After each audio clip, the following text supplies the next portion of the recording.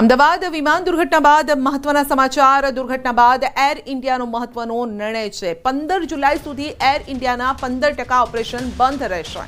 વિદેશ જતા મુસાફરો પર પડશે સૌથી મોટી અસર। એર ઇન્ડિયા સૌથી વધુ વિદેશ પ્રવાસ કરતી ભારતની એરલાઇન્સ છે। તો 15 જુલાઈ સુધી એર ઇન્ડિયાના જે પણ ઓપરેશન છે, એટલે કે જે પણ ફ્લાઇટ જતી હોય છે તેમાં અસર થવાની છે।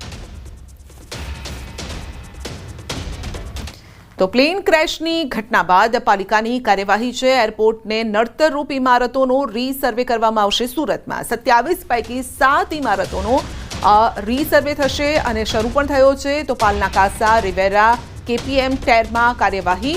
કાસા રિવેરામાં નોટિસ ચોંટાડવામાં આવી છે। કાસા રિવેરાના 36 ફ્લેટ ખાલી કરવા માટે આદેશ પણ આપવામાં આવ્યો છે।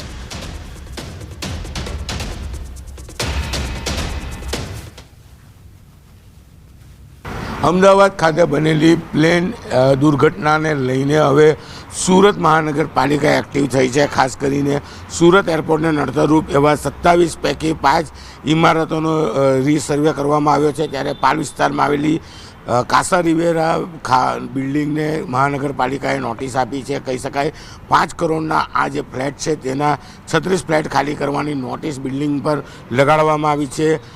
જો આ બિલ્ડિંગ ખાલી કરવામાં નહીં આવે તો પાણીના કનેક્શન કાપવા માટેની બી તૈયારી મહાનગરપાલિકાએ બતાવી છે। ખાસ કરીને 3 ઇમારતો છે જેને બીયુસી આપવામાં નથી આવી। ટોટલ 151 વૈભવી ફ્લેટોને આ નોટિસ આપવામાં આવી છે, જેમાં કાસા રિવેરાના 36 ફ્લેટ છે, કેપીએમ ટાવરના 74 અને સેલેસ્ટિયા ડ્રીમને 41 ફ્લેટોને નોટિસ આપવામાં આવી છે।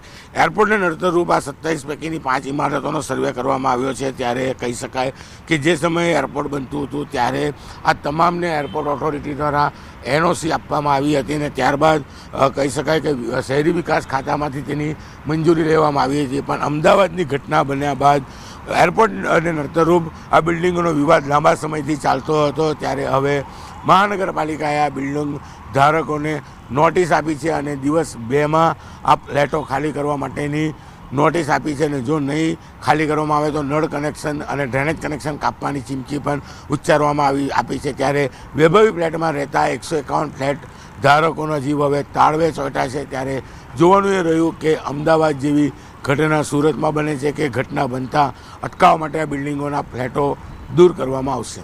કેમેરામેન જીગર ગુગલ સાથે કીર્તેશ પટેલ, ન્યૂઝ 18 ગુજરાતી, સુરત।